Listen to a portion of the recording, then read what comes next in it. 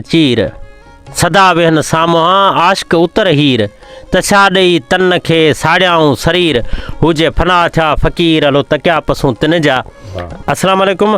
असांजे जेके महबूब मानाइता दोस्त असांखे हिन वक़्तु ॾिसनि पिया ॿुधनि पिया उन्हनि सभिनी खे ॿुधाईंदा हलूं त हिन साथ में सिंध जो नाले वारो शाइर साईं यूसुफ सोलंगी ऐं डॉक्टर तालिब लगारी साहिबु ऐं असांजे महबूब मानाइतो भाउ डॉक्टर हमदर्द जामरी साहिबु वफ़ा सुमरो लाहौती असां मौजूदु आहियूं भिटाई सरकार जे हिन तके ते जिते भिटाई सरकार पंहिंजी ज़िंदगी जा कुझु ॾिहाड़ा हिन भिट ते गुज़ारिया ऐं अरिड़हं माइल वेझो ही भिट सॼी वञे थी कहिड़ी वाघियो भिट त हिन वाघियो भिट जी भूअ ते असां मौजूदु आहियूं ऐं उन ई भेणी ते जिते भिटाई सरकार तारीख़ लिखे थी त हिते ज़िंदगी जा ॾींहं गुज़ारिया ऐं पोइ शाह हबीब जॾहिं ॻोल्हे हिन खे हिन भिट ते अची लधो त हुन मथां वारी वरी वई हुई ऐं कंहिं ॿुधायो त हिते इहो दरवेश रहंदो आहे त पोइ शाह हबीब चयो त लॻी वाह व्यस ढक जी अगड़ा त भिटाई सरकार अंदरां जवाबु ॾिनो त पई खणे पसा पसण कारण पिरिन जे इहो बैत रवायतनि मूजिबि अचे थो त हिते ई चयल आहे।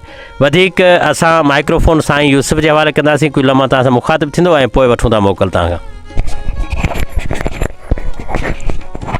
बसि वॾी ख़ुशि नसीबी आहे सुमरे लाहौती साहिब जी क़ुर्बन जेके असांखे अहिड़ी मुक़दस जॻह ते वठी आया आहिनि मुंहिंजो दीदार थियो आहे ऐं साईं तालिब लगारी साहिबु ऐं साईं हमदर्द जामरी साहिब जी मोहबतूं असां सां गॾिजी आया आहिनि।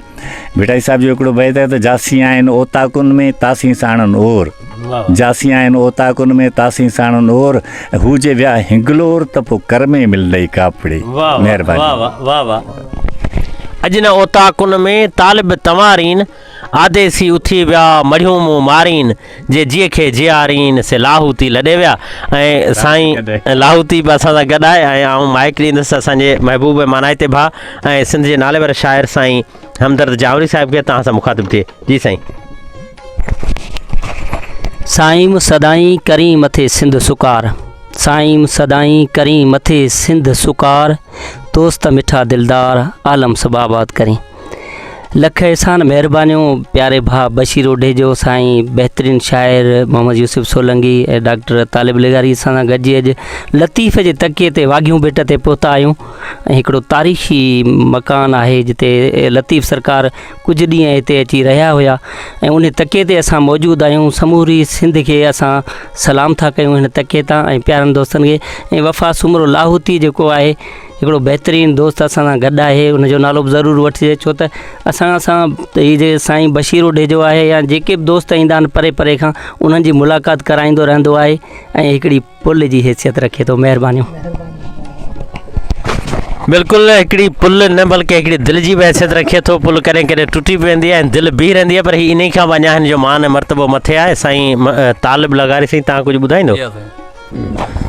तॾहिं शाह साहिबु फरमाए चयो त पाणे जल जलाल हू पाणे जान जमाल पाणे सूरत पीरीअ जी पाणे हुस्न कमाल पाणे पीर मुरीद थिए पाणे पाण ख़्याल सभु सभु ई हाल मज़ा ई मालूम थिए। अॼु असीं आया आहियूं वाघियो भिट शाह अब्दुल लतीफ़ भिटाई जे तकिए ते अॼु असांजी सभिनी यादि थी बशीर अहमद ओडेजो साहिबु ऐं मोहम्मद यूसुफ सोलंगी साहिबु ऐं वफ़ा सुमरो लाहौती साहिबु तमामु असांजी दिलि ख़ुशि थी। डॉक्टर हमदर्द जामरी असां सां अॼु बि गॾु आहे।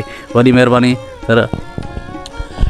काक उठी वन वासिया फागुन झलिया फुल तो पुॼाणा सुपरी हींअर अचनि हुल हीअ काक सदके कुल तूं मोटी अचिज मेंधरा। अवां सभिनी खां मोकिलायूं था पंहिंजे मेज़बान बशीर ओडेजे साथ में साईं हमदर्द जामरी ऐं डॉक्टर तालिब ऐं हेॾां वरी साईं खां थोरो ॿुधूं साईं यूसुफ सोलंगी साहिबु। मोकिलाइण जो हिकिड़ो मूंखे शाइर यादि आयो शायदि बुखारी जो आहे या ॿिए कंहिं शाइर जो आहे त वरी मिलूं न मिलूं ज़िंदगी रहे न रहे। वाह वाह। वरी मिलूं न मिलूं ज़िंदगी रहे न रहे कहिड़ी ख़बर अलाए ही दोस्ती बि रहे न रहे कुझु वेझो था हिक ॿिए खे ॾिसी वठूं पोइ अखियुनि में बि इहा रोशनी रहे न रहे।